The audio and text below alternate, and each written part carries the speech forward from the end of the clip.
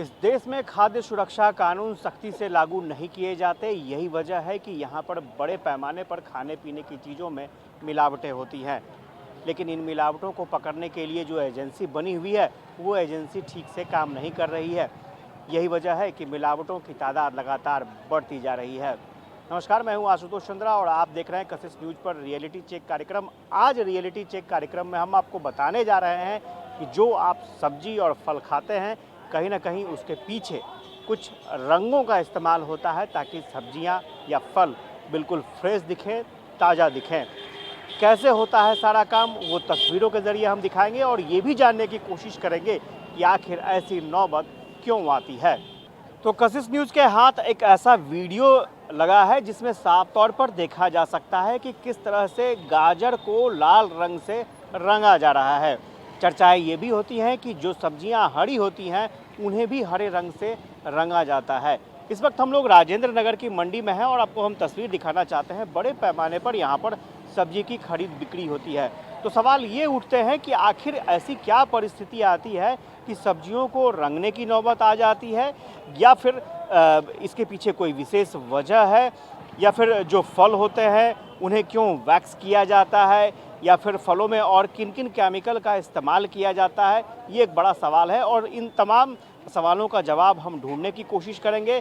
सबसे पहले हम आपको जो यहाँ के दुकानदार हैं उनसे कुछ बातचीत कर जानने की कोशिश करते हैं कि आखिर ऐसी नौबत क्यों आती है कि सब्जियों को रंगने की आवश्यकता पड़ती है। भैया, कितने साल से आप यहाँ सब्जी बेच रहे हैं? 5 साल से बेच रहे हैं। थोड़ा सा आगे आइएगा। 5 साल से सब्जी बेच रहे हैं। अच्छा, ये लोग रंगते क्यों हैं सब्जियाँ?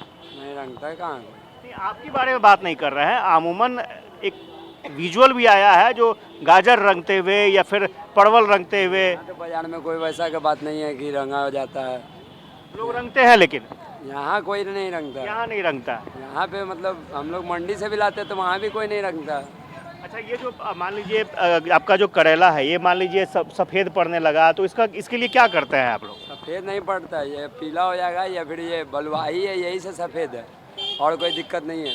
गंगा बालू का है, बस यही कारण सफ़ेद है। मान लीजिए ये सफ़ेद पड़ गया तो लोग तो यही समझेंगे कि ये पुराना हो गया। नहीं, बालू पड़ का है, इसी कारण वो ऐसा लग रहा है और कोई उसमें होती नहीं है। और ये ऊपर का। अच्छा, एक चीज़ मुझे बताइएगा, ये सफ़ेद क्या लगा हुआ है?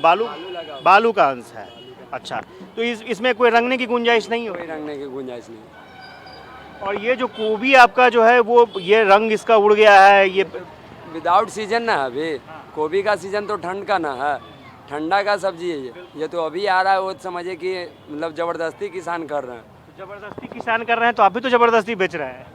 हम ज़बरदस्ती थोड़ी ना बेच रहे हैं, तो आ रहा है बाजार से आ रहा है, उसी का कारण बिक रहा है। डिमांड है क्या इसका? अभी डिमांड नहीं है, मतलब अब है खेत में तो क्या करेगा, फेंकेगा थोड़ी ना, अब आ रहा है तो जो तस्वीर हम लोगों के पास आई थी वो गाजर को लेकर आई थी और ये हम तस्वीर दिखाते हैं आपको एक कि ये गाजर है, ये दूसरे कलर का गाजर है और जानने की कोशिश करते। ये कहाँ का गाजर है भैया? भैया समस्तीपुर से आता है। समस्तीपुर का, तो इसका रंग अलग तरह का है। ये हाइब्रिड गाजर है। हाइब्रिड गाजर। हाँ।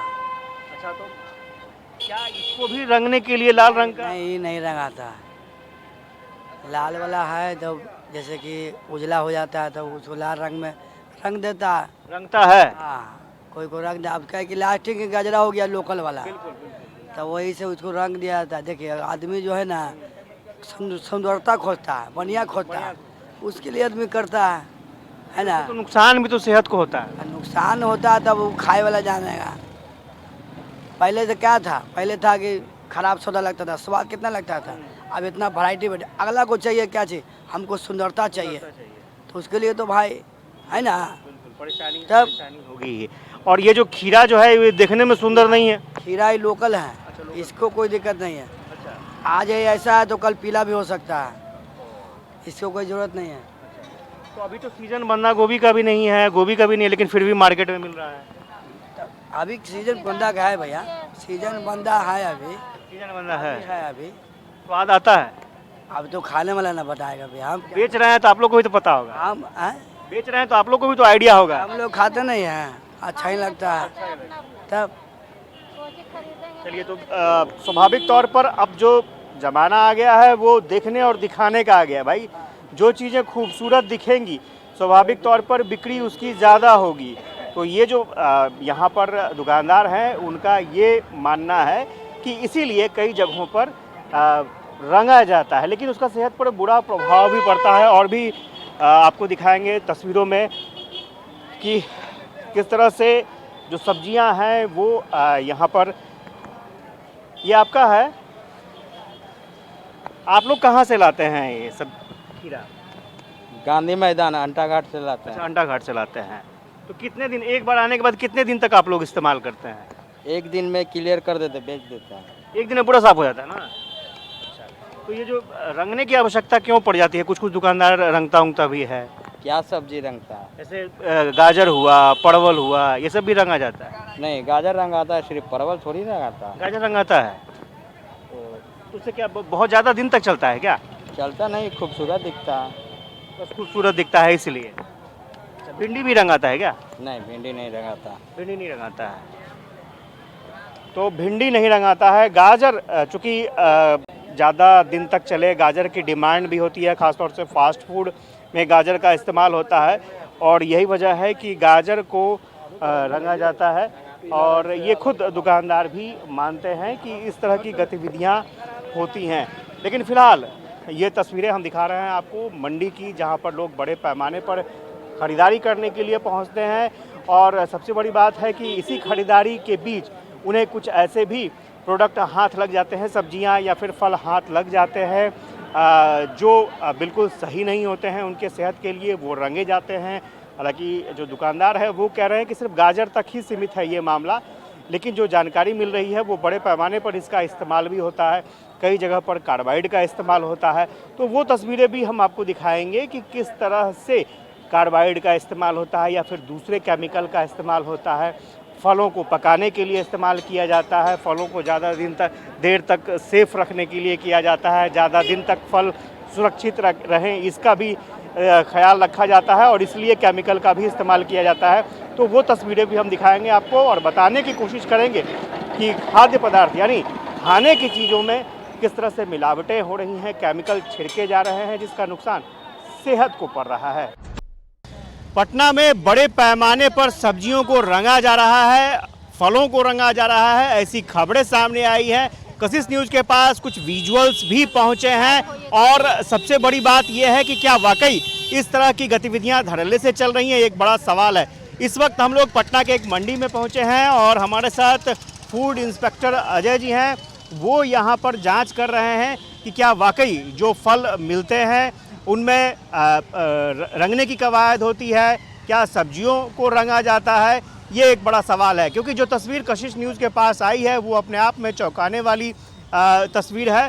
और आखिर क्यों ऐसा होता है, आप सबसे ज़्यादा आप देखेंगे कि अब तक जो शिकायत मिलती थी वो फलों में कार्बाइड डालने की शिकायत मिलती थी, लेकिन अब जो है दूसरे तरह की तस्वीर सामने आ रही है और कार्बाइड के ज़रिए फलों को पकाया जाता था।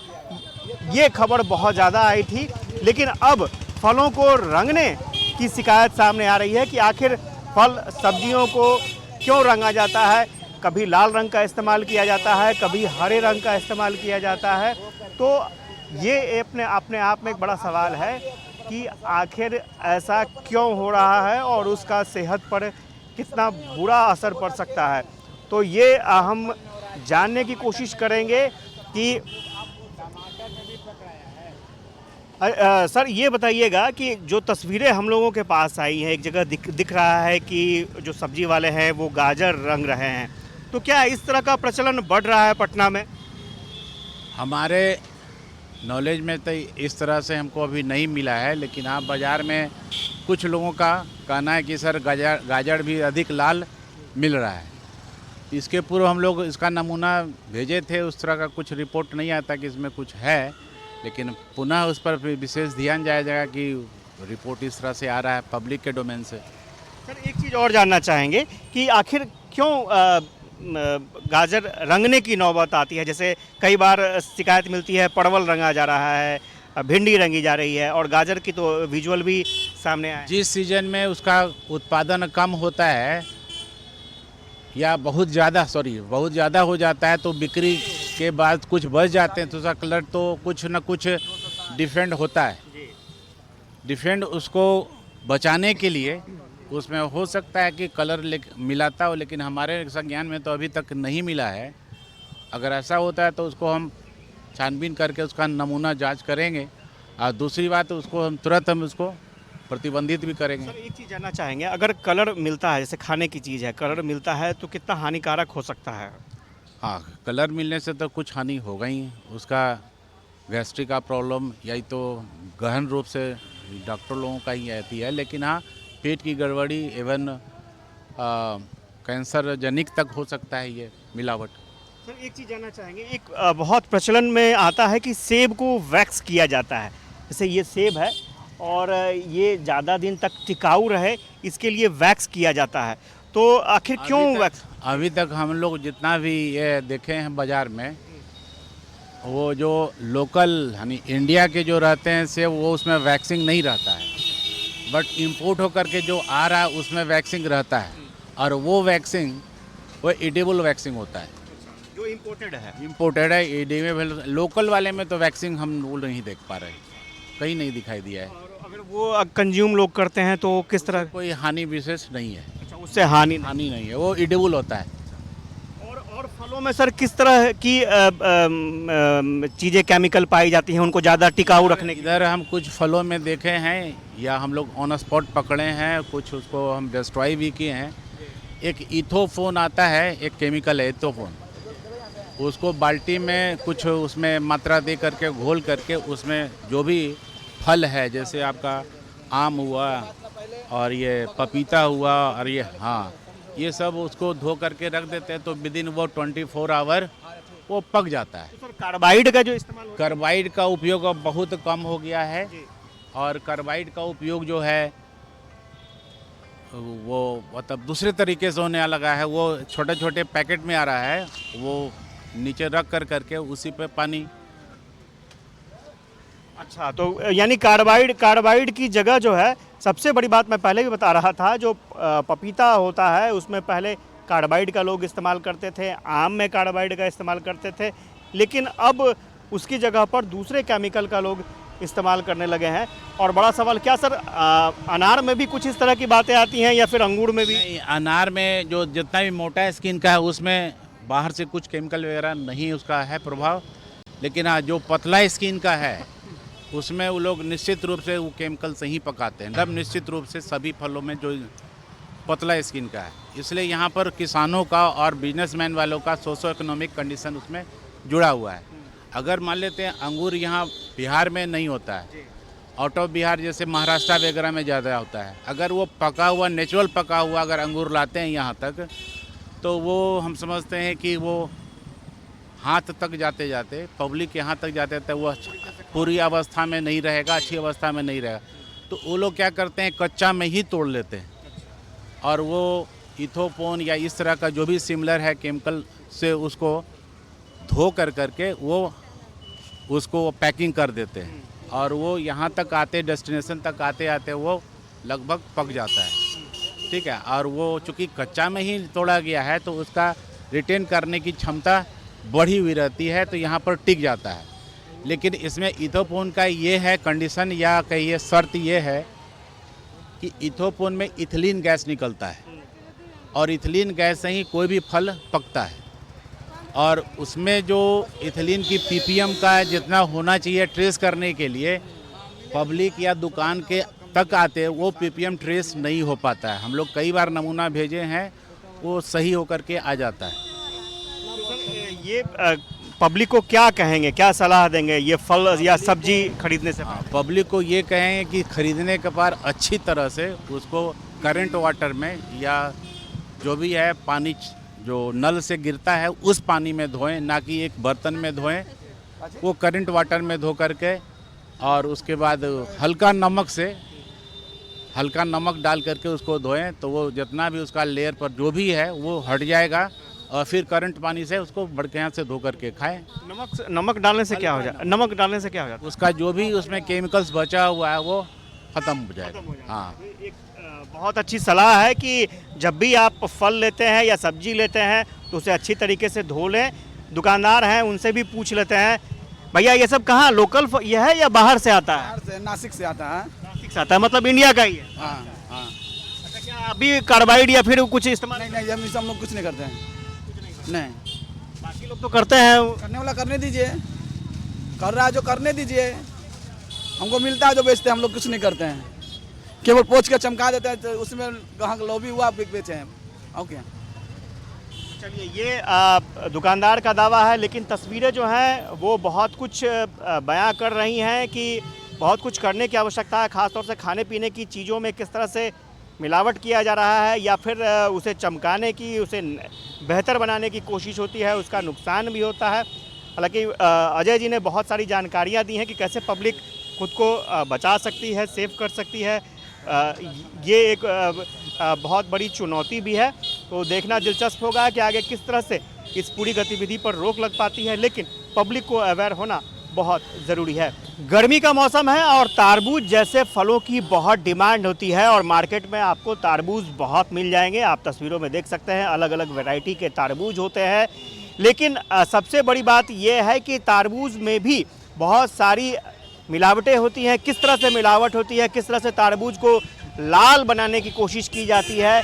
कई बार तारबूज का टेस्ट जो है वो बिल्कुल बदल जाता है केमिकल के कारण। आखिर किस तरह से मिलावट होती है वो भी हम बताने की कोशिश करेंगे। हमारे साथ अजय जी हैं, क्योंकि अजय जी लगातार यहाँ पर जांच करने के लिए पहुँचे हैं फलों की, तो हम अजय जी से जान लेते हैं कि तारबूज में किस तरह से केमिकल का इस्तेमाल किया जा सकता है। देखिए, गर्मी के दिनों में तरबूज एक मतलब कॉमन एक फल हो जाता है गर्मी को बुझाने के लिए। तो इसमें प्राय जब हम लोग पीक मौसम में आता है तो ये हल्ला उठता है कि इसमें रंग मिला हुआ है या मिठास के लिए कुछ केमिकल दिया गया है।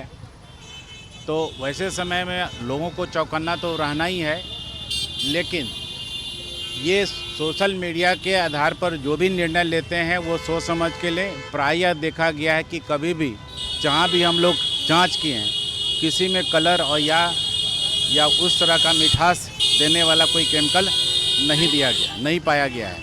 हाँ, सोशल मीडिया से बच के रहना है कि वो कितना वो सही बोल रहा है। जो भी आपका मेथड बता रहा है वो बिल्कुल गलत रहता है। एक चीज़ और जानना चाहेंगे, जो जानकारी हमें मिली कि तारबूज को भी इंजेक्ट किया जाता है अंदर से ज़्यादा लाल दिखने के लिए, तो क्या इस तरह की बातें सामने आती हैं? ये सामान्य तौर पर ये संभव नहीं है। एक बड़े व्यापारी के पास से जब चलता है तो एक छोटे व्यापारी के पास आता है। ज़्यादा शिकायत आने लगती है तो उसका भी हम लोग जांच करते हैं, लेकिन ऐसा कुछ अभी रिजल्ट प्राप्त नहीं हुआ है कि उसमें कुछ मिलावट आया है। अच्छा, दो तरह का तारबूज दिखता है सर, ये पूरा ग्रीन है और ये दोनों वैरायटी अलग है। पब्लिक का कहना होता है कि वैरायटी अलग है लेकिन कुछ ना कुछ डिफरेंस होता है, इसलिए लोग जो इस तरह की अफवाह, ये चूँकि ये वैरायटी अलग है तो दोनों का गुण में तो वो अलग होगा ही होगा। मतलब मिलावट की कोई गुंजाइश नहीं है। कोई गुंजाइश नहीं है। चलिए, तो एक और मिथक जो है वो यहाँ पर दूर हो रहा है। आमतौर पर ये चर्चा बहुत होती है कि तारबूज है तो हो सकता है तारबूज को लाल बनाने के लिए इंजेक्ट किया जाता हो और मीठा बनाने के लिए कुछ केमिकल डाला जाता हो, लेकिन फूड सेफ्टी डिपार्टमेंट की माने तो इतना संभव नहीं है, क्योंकि बड़े पैमाने पर तारबूज का आयात होता है और सभी तारबूजों को इंजेक्ट करना बिल्कुल संभव नहीं है। और सोशल मीडिया पर बहुत सारी भ्रामक खबरें भी चलती हैं जिससे बचने की ज़रूरत है।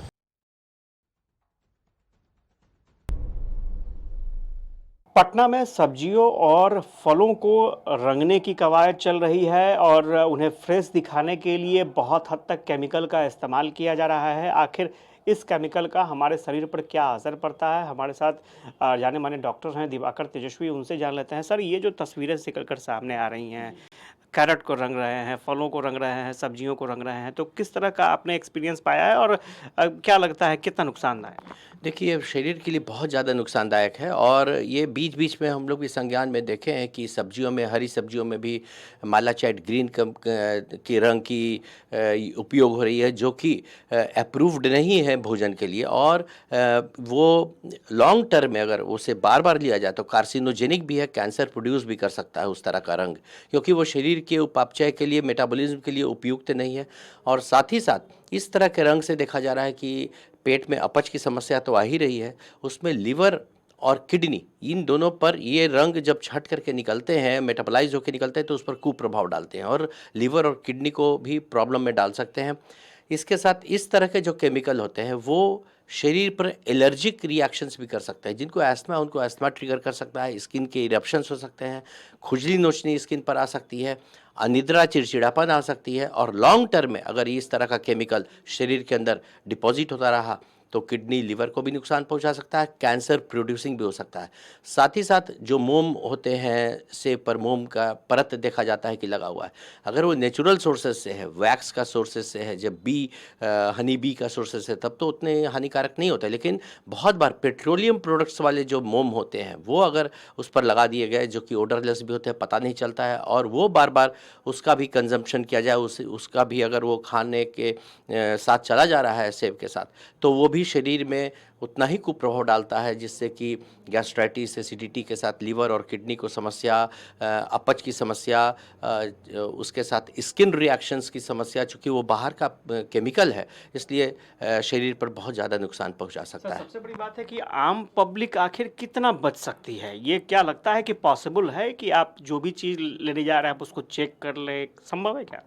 ये बहुत डिफ़िकल्ट सिचुएशन है आम पब्लिक के लिए, क्योंकि एक तरफ तो सांस में आप देखते हैं कि AQI 400-500 जो वर्स्ट क्वालिटी का सांस है, जो पब्लिक के लिए मिल रहा है, जो लाचारीवश हम लोग ले रहे हैं, और लंग्स में सिगरेट नहीं पीते हुए भी 20 सिगरेट का धुआं एक दिन में ले रहे हैं। ये सरकार को देखना बहुत आवश्यक है कि एयर क्वालिटी और फूड क्वालिटी और वाटर क्वालिटी उनकी जनता को सुचारू और बढ़िया मिले, जिससे कि वो स्वस्थ रहें। हम स्वस्थ रहना चाहते हैं, फिर भी अगर इस तरह की मिलावटें आएंगी तो हमारे स्वास्थ्य को कुप्रभाव डालेंगी। और अपने तरफ से भी अपने को सचेत रहना बहुत आवश्यक है कि कभी भी अगर सीजनल फ्रूट्स नहीं मिल रहे हैं या फूड नहीं मिल रहे हैं तो उन्हें अवॉइड करना चाहिए। जो सीजनल फ्रूट्स हैं उन्हें ही ले।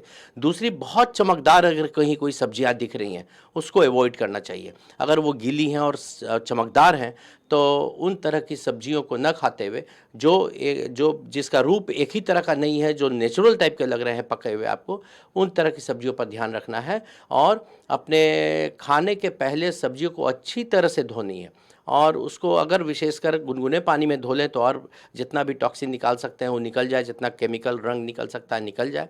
और जो सेब है, अगर उसमें डर है कि कहीं केमिकल पेट्रोलियम वाले में वैक्स ना हो तो उसके छिलका हटा करके खाना चाहिए। हालांकि छिलका में बहुत इसेंशियल फाइबर्स होते हैं जो कि पेट के लिए बहुत अच्छे चीज़ होते हैं, लेकिन लाचारी बस उसको छिलका को हटा करके खाने की आवश्यकता पड़ सर, सकती है। एक चीज़ और देखने में आया है कि बहुत सारे ऐसी सब्जियां हैं, सीजन नहीं है फिर भी मार्केट में है। मैंने देखा गोभी है, बंदा गोभी है, सीजन जा चुका है फिर भी वो मार्केट में है, तो उनको कितना हाइजेनिक माना जाएगा? देखिए, सीजनल फ्रूट्स की अपनी अहमियता होती है। जो कि सीज़न के इतर अगर कोई फल मिल रहे हैं, सब्जियां मिल रही हैं, वो उतनी स्वास्थ्य के लिए बहुत गुणवत्तापूर्वक नहीं होती हैं। उन्हें केमिकली प्रिजर्व करके रखा जाता है, या तो बहुत हाई कोल्ड स्टोरेज में रखा जाए या फिर कोई केमिकल का लेप ऐसा लगाया जाए जिससे कि उसकी शेल्फ लाइफ बहुत लंबी हो जाए। वो फूड ना हो करके वो केमिकल्स हो जाता है। तो इसलिए सर, एक चीज़ और जानना चाहेंगे, भारत में खाद्य सुरक्षा कानून कितना कमज़ोर पड़ता है आपको नज़र आता है? विदेशों में जानकारी जो मिल रही है बहुत ही स्ट्रिक्ट है कानून और उसके लिए बहुत कड़े प्रावधान किए गए हैं। क्या इंडिया में ऐसा नहीं हो सकता है? जी, अभी जो सबसे हाशिए पर मैं मानता हूँ वो फूड सेफ्टी सिक्योरिटी और ड्रग्स की सेफ्टी सिक्योरिटी वाली कानून है। विदेशों में मैं फॉर्चुनेटली बहुत सारे, ईश्वर की दया से कृपा हुई कि बहुत कॉन्फ्रेंसेस में गया, बहुत जगहों को देखने का मौका लगा। Food safety security top priority है। अगर किसी भी एक फूड में वहाँ रैंडम चेक होती है और कोई भी एक फूड आइटम में कोई भी गड़बड़ियाँ पकड़ाई तो उसकी पेनाल्टी इतनी हाई है कि डर करके लोग उसको फूड के सेफ्टी को एकदम मानते हैं। और हमारे यहाँ फूड सेफ्टी के नाम पर अभी उतनी जितनी प्रावधानें हैं उसका उपयोग भी नहीं है, उसका जितना इफ़ेक्टिव होना चाहिए वो चीज़ें नहीं हैं। हम ही चाहें कि अगर कोई ड्रग को या कोई फूड को हम अपना सैम्पलिंग दे करके कहीं टेस्ट कराएं तो कोई ऐसी जगह नहीं मिली है प्रयोगशाला जिसमें कि हमें आसानी से प्राइवेट में भी चेक करा पाए या फिर सरकार भी उतनी रैंडमली चेक करा पाए। तो फूड सेफ्टी सिक्योरिटी के लिए फूड लैब्स की बहुत आवश्यकता है जहाँ की चेक हो पाए, आम आदमी देखें, और रैंडमली हमेशा सरकार के द्वारा फूड की चेकिंग कराने की व्यवस्था करनी चाहिए, जिससे कि अगर उसमें कोई भी पकड़ में आता है कि मिलावटें हैं, उस पर इतनी ज़्यादा पेनाल्टी करनी चाहिए जिससे कि डर करके लोग फिर फूड आइटम्स में कम से कम मिलावट ना करें। चलिए, बहुत बहुत शुक्रिया। दिवाकर तेजस्वी थे और ये बता रहे थे कि किस तरह से लापरवाही बढ़ती जा रही है। बहुत सारे मामले ऐसे सामने आ रहे हैं। तो सवाल यही है कि गवर्नमेंट खाद्य सुरक्षा कानून को लेकर के कब ज़्यादा सख्ती बरतेगी, क्योंकि बाहर तो सख्ती है लेकिन इस देश में लापरवाही बहुत ज़्यादा है। और जितना कानून सख्ती से लागू होना चाहिए खाद्य सुरक्षा को लेकर के, बेहतर गुणवत्तापूर्ण सब्जी फल लोगों को मिल सके, वो कानून यहाँ पर लागू नहीं हो पा रहा है, जिसका खामियाजा कहीं ना कहीं आम पब्लिक को उठाना पड़ता है। कैमरा पर्सन सुनील के साथ आशुतोष चंद्रा, कशिश न्यूज़, पटना।